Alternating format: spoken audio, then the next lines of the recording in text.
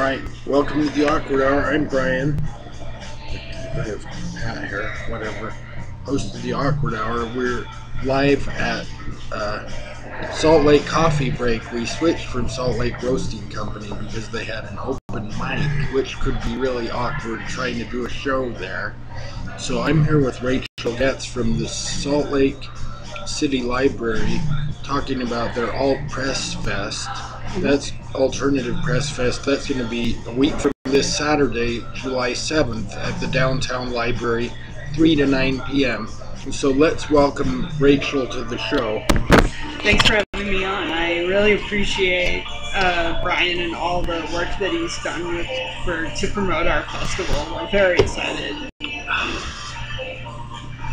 Well, okay. There's something. I'm just going to check really quick. Okay. I don't have. I wish I had headphones, but I'm just going to stick my earphones and just get a level and make sure our voices are loud enough. Indeed. And then we'll just get right into it. Okay.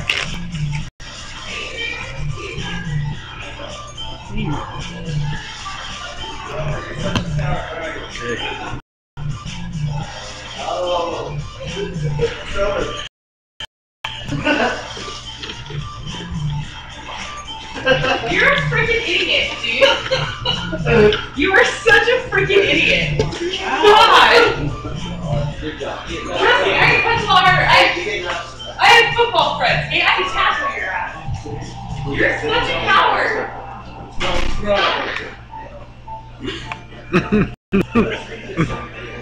Thanks.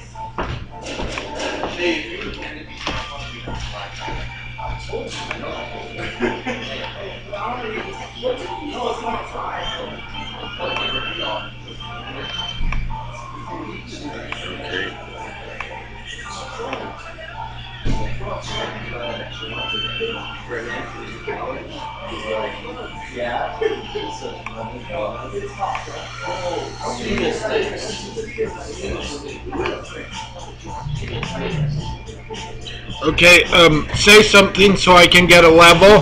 Hi. Okay, Is that enough talking say to get a level? something so I can get a Can you level. hear me? Hi. Am I loud enough? Okay, that's fine. Yeah. That Okay. was blowing my ears out, and with those sorry. people, even the people in the back, they were Yeah? they were loud though. Yeah, they were. So Boisterous. okay,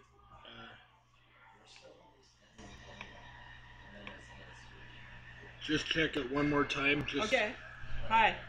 My name is Rachel. I'm here to talk about Zines and All Press Festival. I'll talk about some of my favorites. Trust not all of them, I'm sure. Okay, that's good. I think Alright. that'll be good. It was Okay. a little high, and then I took it down too Yeah. low, so now I got a good middle. Alright. Okay. I have a bit of a loud voice in general anyway, so. So tell us about just a little bit about the festival first off the bat. Okay, well, the Alternative Press Festival, this is going to be our 4th annual. We do it at the Salt Lake City Public Library. We have kind of a whole day where we feature zinesters, printmakers, and bands, all local. This year we did decide to bring in a special guest. Mark Todd and Esther Pearl Watson are flying in from Los Angeles to come be a part of our festival, so we're really excited for that. But everything else is basically a celebration of our local community. And tell us about who they are. Esther and Mark? Yeah. Oh, well, here, I even brought an example for you. Oh, awesome. Now hold it up like that. A second. Let me see. Yeah, perfect. Okay. Yeah, I mean, this is just an example of one of their zines. Hero Land. Land? What's Hero Land? Well, they put out this one. It's basically all about superheroes and kind of a satire making fun of them, so to speak. I like the way Batman is drawn on the front. Yeah, see, this art is done by Mark Todd. who is the artist part, and Esther Pearl Watson writes the material. And it's just one of their zines that they've done uh, through their Fun Chicken press. Fun Chicken. Yeah, Fun Chicken Press. That's- And they've also done a book called Unlovable, which started out as a zine, but was eventually, printed into a graphic novel, which Okay. is real fun too. Cool. Yeah. Before we get any further, just because this term always requires a little definition. What a zine, people, Yeah, what a zine is. or the most Yeah. popular version of that we get is what's a zine, which Yeah. we're always like, it's zine. Like No. magazine. Yeah, exactly. Well, what a zine is, there's a very loose definition. It's basically what printed material, self-published material. Uh, it And could be a that book. could cover a wide variety of different Yeah, kinds of exactly. self-published It material. it could be like a book of cartoons. It could be a book of artwork. It could be just typing. It could be someone's personal thoughts. It could be poetry. It could be political missives, When DIY, all kinds of topics. And when these started out, I understand, like in the 80s or even earlier, it was basically Xeroxed for the most part. Yeah, that's the most basic aesthetic of a zine is the old like Xerox machines. I'm old enough that I remember back in the day when you could get a Xerox machine like at the grocery store. They were very common, Yeah. and people would go to them, and just make these kind of fanzines. They were more like fanzines back in the 80s. They were like fans of Yeah, if you were fan of bands or Right. different things. Not Yeah. just bands, but what other... I've seen all kinds of fanzines, but a lot of them centered around bands, and they would hand them out at festivals. Like kind and of things in like the that, in the punk concerts. scene, a lot of them Yeah, came out yeah. of Well, that. that's where it started, getting so big. Once everybody could get a Xerox machine, then they were able to mass produce even easier. So yeah, basically they started out getting really popular as fanzines, and then people started brought as the definition started to get broader. People started to use it for all kinds of subjects. And poetry, Yes, their own poetry magazines were Exactly. pretty popular, and other literary like short stories and things like that. yeah. Well, basically, people adopted the idea that we're having trouble getting our stuff published. Why don't we just do it ourselves? And so that's where that's where zines are basically able to give artists an opportunity to show their work or to share their written work without being worried about the mainstream publishing media. They can own their work in a way that is, to me, a wonderfully populist thing. On the other side, there's also what's called perzines, which are personal zines, which are basically people just laying out their thoughts and souls for the world to see. Like personal essays, even just like diaries Right, that they put out there for other people to read. Right, because they just feel the need to do so. And one of my favorites, I brought an example of those, is one called Brain Scan. I think I've heard of that. Isn't that kind of an old one? Yeah, it's been around for a really long time. And it's basically one of the biggest perzines around. And as you can see, if you look at it, like the aesthetic is really simple.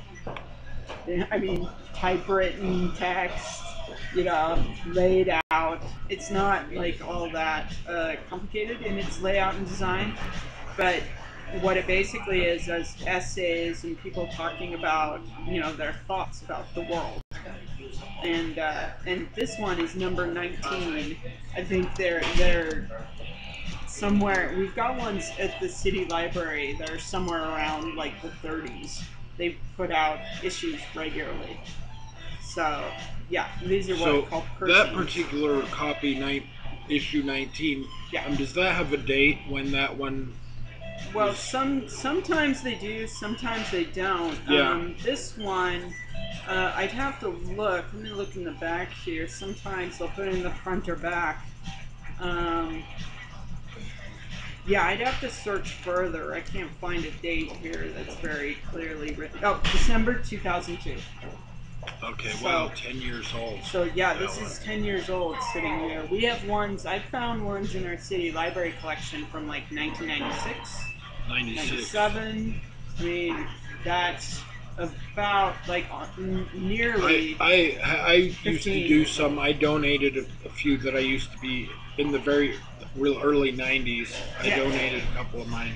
Oh yeah, yeah. I mean, sometimes they're buried and you gotta dig because that zine collection, you know. Now, if someone is to go into the zine collection, and well, tell us about the zine collection itself, how it got started, and then I was going to ask you how are they cataloged like alphabetical, or but first off, just tell First us off, how yes, how it got started. Well, basically, it was started in 2002 by Julie Bartel at the Salt Lake City Public Library. It basically sat in the basement of the old city library building. If you're a native Salt Laker, you remember what that was like. Right. It's how long is. When was it that it was just a couple of years ago? The new building. The new building, Library building. came around in I think we just marked like the 10-year anniversary Of the new building. building. And I was thinking it was like 4 years. You know what? I can't remember honestly. And time goes by fast, and Yeah, I'm it old, does. and things. It does. I know that I've been there for 8 years, and it was always the new building. So it's got to be more than 10 by now. But anyway, Julie Bartel started it at the old building, and then when we moved to the new building, she transferred it over and kind of enlarged it and brought it up onto the second floor.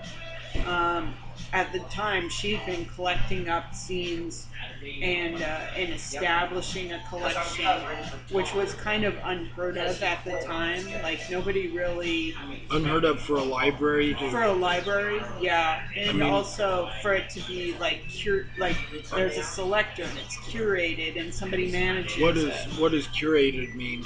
Well, like somebody goes out to different distros or different writers, and you know, To solicit them, or yeah, to go solicit look for them and copies try to. things like that, rather than have just people come to you. She actually went out and sought other people because she felt that these should be collected. These should be preserved and archived in a way Okay, so that a library can do. if say like someone wants to browse through those, I mean, you can just browse through and pick up just random stuff, and it's Yes. fascinating. But they're looking for, say, my zine was called Arrested Development before the band or the Uh-huh. TV show. Right. So how would they find a certain zine? Well, up on level 2, we have our big zine collection area. It's alphabetical. Are there different topics, or is it just purely alphabetical? It's just alphabetical by title right now. I know in other libraries I've seen that they've done it by subject. We're looking into that kind of thing, but it's a very like complicated thing because some zines are about multiple different things. So what do you put it under? That's right, or you're not even sure what it's. Just ramble. Yeah, different I mean, things do you have like a rambling about. miscellaneous different- category, you know? Yeah. So these are the kind of questions that we have to figure out when, as you know, as the collection gets larger and larger. But right now it's all alphabetical. What is your shirt? It's a library shirt, and what is Well, the this is significance? our committee, the one that I head up and that is putting together all Press Fest, is called the GNZAP Committee. That's GNZAP, which stands for Graphic Novels, Zines, and Alternative Press. And basically, we're in charge.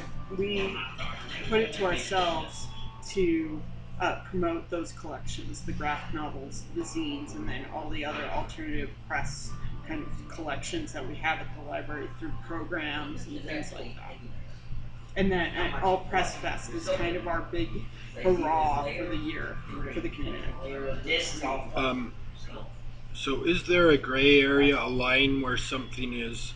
Where does something stop being? It gets too big, or maybe too.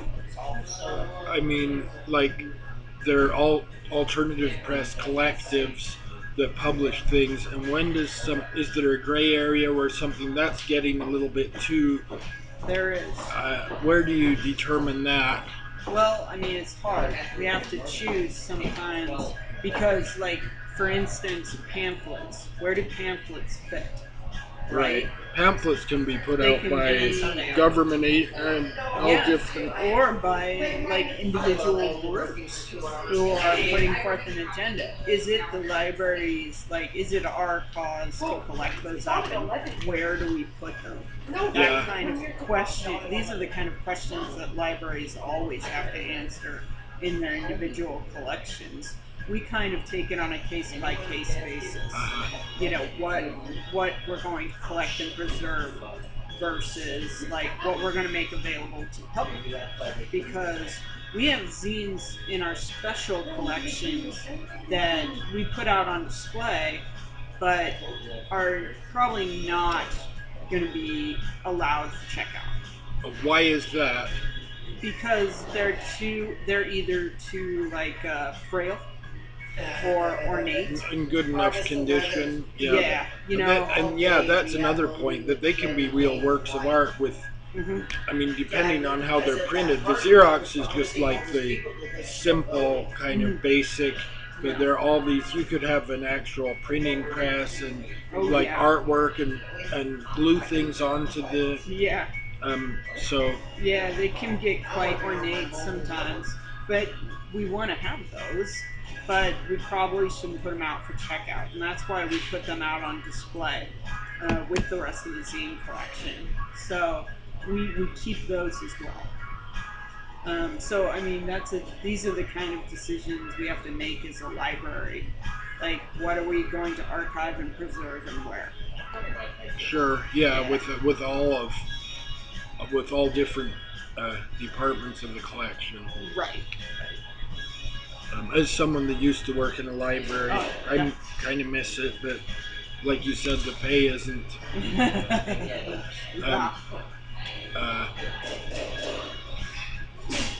So yeah, let's look at a couple of those other zines that you brought. I brought a couple of my favorites. We don't have to talk about all of them. Of course, tell us like a couple of your very favorites and tell us why. Maybe first just tell us how you got into it, how you got interested in it. Well, I actually started at the library in 2005. Of course, my mom had been a librarian, so I kind of grew up in libraries all my life. Very cool. But I didn't start working at the city library until then. I worked on level 2, which is where the zine collection is. So once I saw what was there, I kind of decided to dig in and see what this whole thing was about. Because I do comics and I do graphic novels, but I wasn't like... You're a big comic fan? Yeah, I like... And graphic novels, that type of stuff. Yeah, totally, which is also on level 2. But I wanted to see what this whole zine collection thing is. So I kind of dug in, and that's where I started to learn more and more about what zines are and how cool they can be. And that has just led me to here, basically, preaching how cool zines are and how everybody should be making them. Cool, yeah. Because you can. Because you can do something yourself and not have to the print medium be something that you pick up, and some big company has put out this book and has gone through all these filters, and you can put out whatever your self-expression, you can put it out there for the world. Yeah, like I was saying, it's a very populist kind of thing because you don't have to have a ton of money to do it. And it can be like as ornate or as simple as you want. And you have control. Just with the Xerox machine or whatever, and now we have the computer. Well, you can put out just a lot of them are very small run, not very many. Yeah. That's Yeah. another, not a hard and fast rule, but that's how the tendency. Um, I wanted to ask you another thing with the computer, and people can do layout and print things off on their computer. Yeah. Is that still is that still considered a zine, or is there a gray area with that? I mean, you can self-publish your own Yeah. books now, Yeah. that are not zines, but just Right. regular. Well, the thing about a zine is that it's more of a periodical. I mean, it's not like a completed story like a book. You read a book, you close it, you're done. You wait for the Is it sequel like a or like it whatever. like any other kind of magazine? Yeah, They usually come out like quarterly or some even. sometimes very. I mean, with Yeah, zine people, sometimes very irregularly, but right. they are usually periodicals. Yeah, they're considered periodicals more than say books. And even if you are doing it on a computer as opposed to say a Xerox machine or whatever, it doesn't matter. It's self-published is the big thing in the zine community. But oftentimes, like even in the zine community, there's a reaction against like I was fancy wondering schmancy about that. I was aesthetics. wondering about that, and Yeah, it's getting. Well, I guess there's still Kinkos, but it's hard to find. And the thing is, like with the old school Xerox machines, you could do like weird, funky yeah, things. Like, for instance, you could move like it scanned kind of slow, and you could move the image around and make it right, warped and stuff. right. You can't do that on the new copy machines. No. But again, it's sometimes people react against it, and there's a difference between like graphic design, like a graphic designer, and a zine. Like zines, by their very nature, tend to have a very like rough aesthetic, Yeah, and that's just a part of the community. and you're talking about tendencies. Yeah, They're not hard and fast rules, but if you saw something that was just really slick, and that would probably not. yeah, it would Um, it would kind of be looked down upon probably yeah, by other zinesters. So you want me to talk about a couple of my favorites? yeah. Talk I'll about try some of to. your favorites. Yeah. Well, here's one that I discovered that I really fell in love with. Did you get it? Hold it a little higher so I can. That's Okay. great. The title. Good. It's Geneva called Geneva 13. And what it's about is this town in Geneva, New York. A couple of guys decided to put out a zine about their town. And basically, each issue follows a shop in that town or a person in that town. This one that I've got here is all about the garbage. Like, basically, it's all about who picks up the garbage, where it goes, all that kind of things. And it's kind of a celebration of their town. But their town is only like 13 miles across. And they just put it out for the town. They print up like 600 copies. They put it out in places How for did free. how did it get to you then? Well, we picked it up off online. Through online zine distros, which is people put like their zines online, and you can order them, for like $1 in shipping. That was a big thing too. Yeah, before the internet, or when the internet first started out. Right. Right. Because that's how we find out about everything now. How before we had the internet as we know it today, how did people find out about them? Well, there were a couple of different like magazines that were just about zines. There was one called Xerography Debt. There was one called Zine World. Hmm. Some of these are still around, some not so much. They've been replaced by just web zine. And Fact Sheet 5, I used to get that one. Yeah. And of course, Microcosm has their catalog Yeah. out of Portland. people would put out either those kind of review kind of zines reviewing zines, Yeah. or catalogs, like like smaller publishers would put out catalogs, and that's how people would find out, or they would just stumble upon them. There are alternative publishing houses Yeah. that are like regular, but they're very. I mean, there's a gray area too between alternative press and just small presses. Like in the poetry world, that's been a tradition that a very small presses that put out little poetry books. Right. And so, but some of that is might be too, the way it's produced, too professional, a little slick for. Right. For in the zine world, Microcosm is kind of taking up that place. Yeah. The big publishing house out of Portland, and they kind of have an idea where they'll pick up you send them a zine, they'll say, okay, we'll produce this many, you get a percentage, the sales. If it's successful, then we'll print your next one, and that kind of thing. But they're one of the biggest ones that I know of. Do you know, like, of course, it's going to be different from in the regular publishing world where they have to have thousands, hundreds of thousands. What's considered successful in the zine world? Well, for instance, like the one I was talking about, Geneva 13, they print up 600. Yeah. And they offer it for free to the people of the town. That's probably a big run for a zine. Yeah. It's probably 1,000, to 500. I mean, that's kind of big runs for zines. Yeah. If you're just doing it yourself.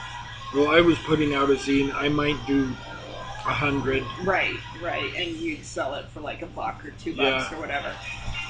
If you're doing a bigger run, then you obviously, like, some of those Microcosm books have big runs, and they're pretty slick, and you have to pay like $4 or $5 for them. Yeah. Which is where you're like, oh, it's getting pretty close to a book. Yeah. Price. But they're Yeah. still keeping it low enough that it's not quite. So, I have a couple more here if you want. I brought a local one that I kind of also found recently. This one is called Driven. And nice illustration. Yeah. Let me you hold want it. to see more of it? Yeah. Okay, that worked. That's good. Is that good? Yeah. Okay. This one I found, it's really fun. It's called a zine dedicated to gaining and maintaining momentum in Salt Lake City's DIY community. And it came out in like August, September 2008, when DIY was becoming a real thing. Yeah. Yeah. And so locally, she put out this one, and it has like all kinds of comics and interviews. It has an interview with Less Than Jake, if you remember that band. Yeah. And it has all kinds of fun stuff that's all like. Let's see, local. what is that? This is one. This is an article about the Warsaw Poland Brothers. This is a band I don't even know, but it also centers around the MOOCs. It's basically a concert review, is what it is. But Is that a local? Yeah. Warsaw Poland Brothers? I never heard of them. I never heard of them. I either. don't know the MOOCs. I think that sounds familiar. Yeah. I mean, it's basically an interview with these guys who did show once, I guess. But this was put out by Robin Banks from the community.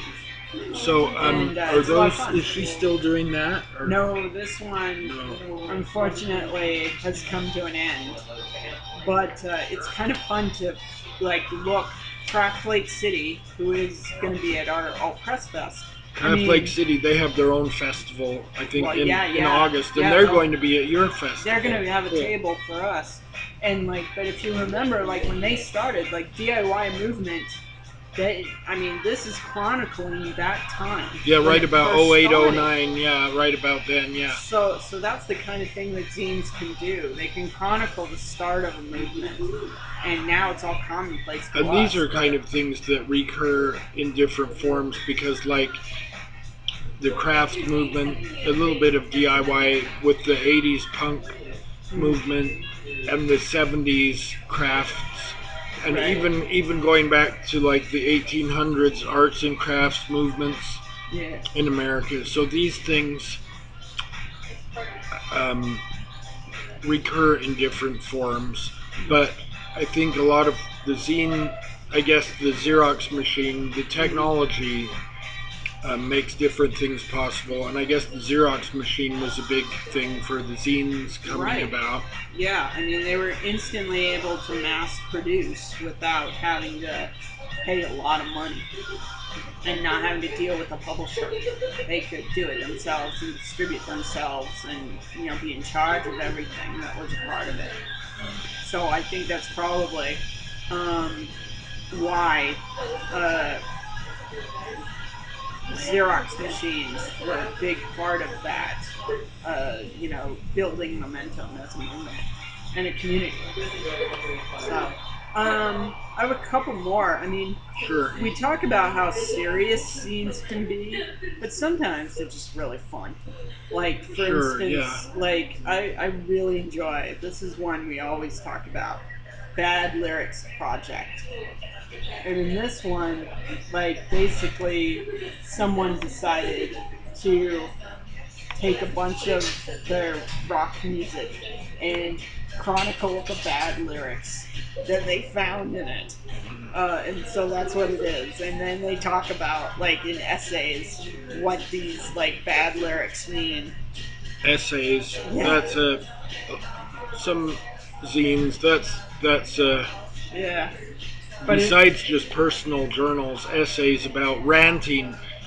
How about rants? A lot of zines are just, it's a forum because it's easy to create people just yeah. ranting about different things, and Oh, some of yeah, it can get sure. really political. Oh, yeah. And some, are a little kooky. But that's what comes with being able to self-publish. You along the lines of what you were saying. Here's one we also enjoy. It's called Reverend Richard J. Macklin's Book of Letters, and basically I what think I've ran across. Hold it up just one. Just a little further down there. That's good. Okay. Yeah. I think I've heard of that one or run across it. Tell us about that. This is a kind of a famous one. Basically, what it is this guy has written all these letters to different companies complaining about their products. And so he's printed here the letters and the responses that he got for them. So it's kind of fun to read his rantings about. Do you have one you can read really quick that is really fun? Oh, I don't know. You I don't have one in particular, but sorry, I'm not quite prepared. They're all pretty good. But he's done a bunch of these, and he'll also mark when he got no reply. This is have you ever heard of the Laszlo letters? Yeah. It's similar to that in the 70s, which was Father Guido from the early Saturday Night Live is the guy that, Yeah, he's, and for instance, if you notice, this one is number 15. He's been doing this for years and years, and then he printed them up. So when, does that have a date when that one came out? When this one, let's see, sometimes you can find it in the front here. 2000. So this was 2000. And is he still doing that?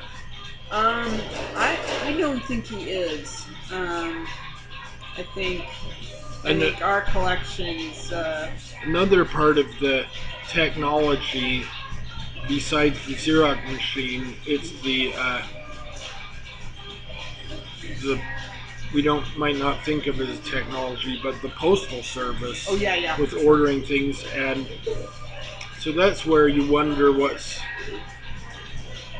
the future of this with the postal service and people having kind of trouble, the postal service being in trouble, shipping and costs, basically. and but also a lot of people, um, they're doing email and they're doing art projects online, Yeah. web blogging, a lot of the stuff that people might have used to do in zines, now they would do on blogs. Right. But I mean, still, to hold something in your hand like that and make it by hand and to give it to someone, and it's Right. the internet is not the same. No, it's certainly not the same. And don't get me wrong, I'm a fan of blogs and all that kind of thing Yeah. myself, and but it's just not the same. It's not the same aesthetically, and it's not the same kind of reading experience. And I'm all for everybody being able to create their own forum for their writing or to get their stuff out. 'Cause that's one of the things that the internet is all about, internet freedom. But it's not the same as when you're holding a book in your hands or you can carry it in your bag or whatever. You know, it's just not quite the same. Something that you produce yourself and then can give to other people. It's a cool thing. And I don't think it's going to go away anytime soon. Some people like decry. They're like, oh, the printed word is dead. I don't see that. As somebody who works in libraries, I really, really, really don't see that happening anytime soon. Also, another kind of phenomenon that kind of overlaps in the 80s and 90s, I guess, mail art. Yeah. To zines were kind of a part of it, but mail art was sending weird art through the mail, and the mail was a part of the artwork where you might like send things and then to someone, get a list of people, and then they would send it, and then it would accumulate maybe stamps from all different places, Right. different things like that. Yeah. So, but it was like you say, it's a real, all of this is a real physical, hands-on Well, yeah, and stuff. it's more like what you were talking about is a collaborative thing.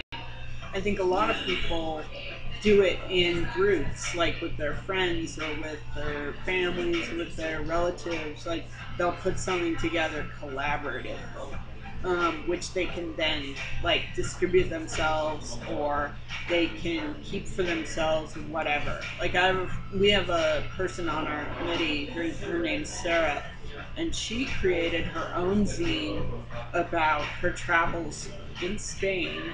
Wow. And gave it to her friends for Christmas because she's, you know, relatively poor student, but she gave it to them for Christmas so that they could read about her adventures and have something physical that they could keep and something that she had made. We also, like Bonnie, for instance, did one with her department at work that was centered around Christmas. Like, and it was very cool to see all of her coworkers, even coworkers that she might not know as well, put out stuff, you know, about one subject, and then be able to share it as a department. It's something that can bring people together as well. Okay, we got 2 seconds. And that they can keep for themselves, which is very cool. Yes, it is. Have you ever made a zine? Have you ever done one of your own? You know, I've worked on creating one. I don't know. I just don't have it in me to do that kind of thing, I guess. Not yet, anyway. I'd like to. Do you have something? And a lot of these are really passionate. And do you have a burning desire? Any like subject, if you were to do one?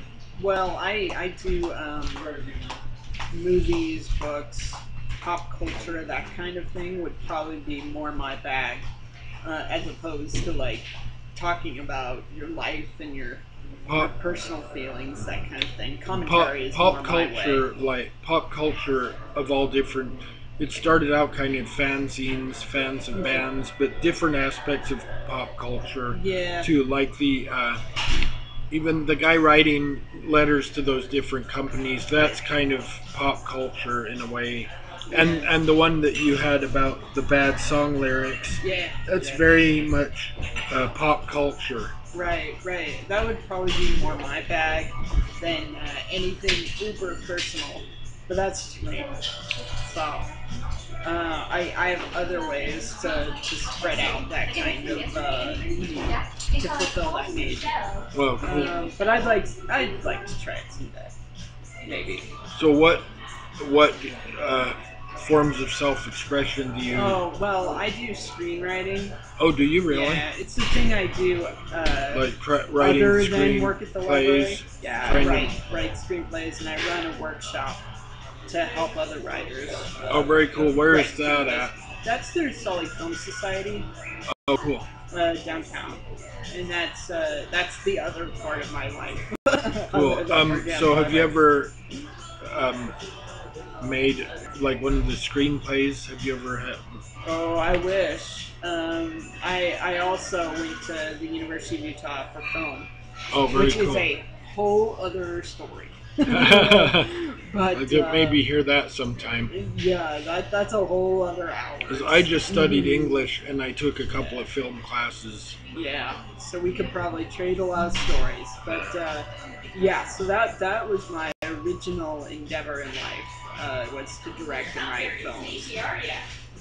Didn't quite work out. Very cool. There's a local zine, Chiaroscuro. Have you heard of that? Yes, Wes Sadler. Yeah, and I've had there's a and a new couple one of of other that, guys. and I've had a couple of things in that. The new one has a CD with it, and I have a song on it. Oh, cool. So Cool. Yeah, There's that that. one's been around for a long time too, locally. We've got Yeah. issues going all the way back to 2002, about 10 years. And you know, Wes Sadler is. Wes on my Facebook, but he's not watching the Nah. show. But he's gonna have a table. Let's bag on Wes since he's not. I'm gonna try to go down there and hang out with him a little bit. Yeah, I like Wes. He has actually been one of our #1 commenters on our Alt Press Fest page. Oh, very cool. On, Yeah. on Facebook, so I quite enjoy his little bon mots and comments. He's also always been a guy who's dropped off copies of Chiaroscuro for the library. So he's very much part of the zine collection as well, and has been for quite a while. So he's a funny guy. I like Wes. So him, Evan Jed Mehmet is also a fun guy. A couple of other locals like Trent Hall and his Swinge. They're kind of people who created the community here. So he's really multi-talented. Trent Hall with his own artwork and paintings and everything, and then he does zines too. Oh yeah, I mean he's basically one of the old creators of the Salt Lake City zine community. Is Trent Swinge being one of the first big local zines. He's a cool guy. So, tell us about what's going to happen at the festival, because, well, there are going to be booths, but also you have special guests, you have Yes. activities, you have a band playing. So Oh, tell us about yeah, the we've got- day's schedule. We're gonna have tables with local printmakers and zinesters and all kinds of local artists. And then we're also going to have bands playing all day in the auditorium, in the amphitheater outside. And also we're going to have buskers playing inside the urban room space all day of the fest. So there's plenty of things to entertain. We're also going to have workshops. Esther and Mark are going to be doing a workshop. I'm really excited for that. And what's that going to be on? They're going to be talking about zine making and kind of some of their experiences creating their. They have a zines. book out about making zines, I Yes, understand. they did one called "What You Mean, What's a Zine," which is kind of the Bible of zine. defining what it is and creating it for yourself. So they're going to be doing workshops. We're going to have workshops with the Creative Writing Center. All kinds of fun workshops going on during the afternoon, and then into the evening. I'm really excited for some of the bands we've got playing, like the Red Bennings, the Glinting Gems, Midge, Future Kids. It's going to be a pretty eclectic group, and I'm pretty excited to listen to some of them play. And it's all free. How awesome is that? It's all free. Very cool. Provided by the City Library. Does the city library get a funding to put it out, or I don't know if there are really that many costs. I don't know if it costs to get the special guests. Yeah, that's where most of the costs go to. I think it's all provided by the budget of the city library. We have our own committees and budgetary funds for events that go on. So they've been gracious enough to give us enough money to really do it up big this year, which is a great thing. So it's bigger than years before? I think so. We've certainly, like, if you've seen our posters, they're really super cool, screen printed posters, and the banners we have outside. Not to mention, bringing in people like Esther and Mark. I mean, that's super cool. Is there a website people can go to find out more about it? There is. If you head over to SLCPL Alt Press, it's all one word. There's no dot. No dot. No dot. All one word. Altpress. .wordpress.com. We've been putting out cool spotlights on all the performers and all of the vendors. We've also got other stuff about comics, about graphic novels, about zines, all stuff that we've got going on at the City Library. It's pretty cool. Cool. Okay. Anything else that you want people to know about it? Come on down, because it's going to be a great time. We also have air conditioning in the library, by the way. That's a plus. So there's a plus. I mean, if you don't know anything about it, or you're new investigating this alternative press world, it's a great way to find out about it. Oh yeah, and if you feel that you're like all alone, you are not. You'll get to meet and see people in this community, in your community, who are trying to do the same thing that you are.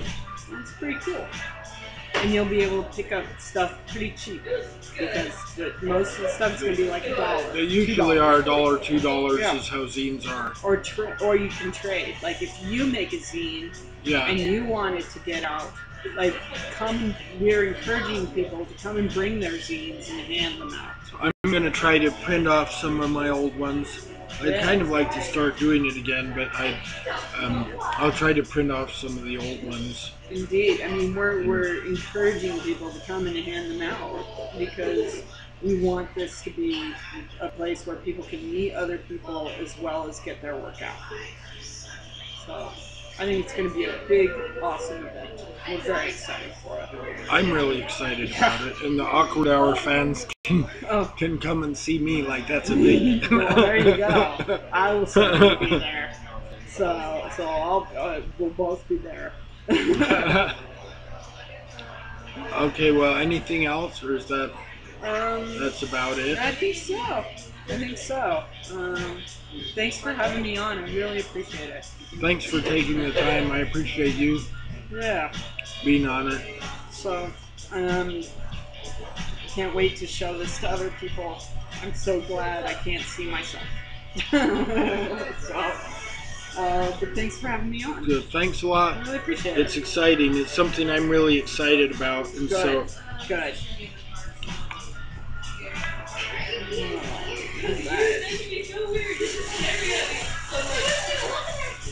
This is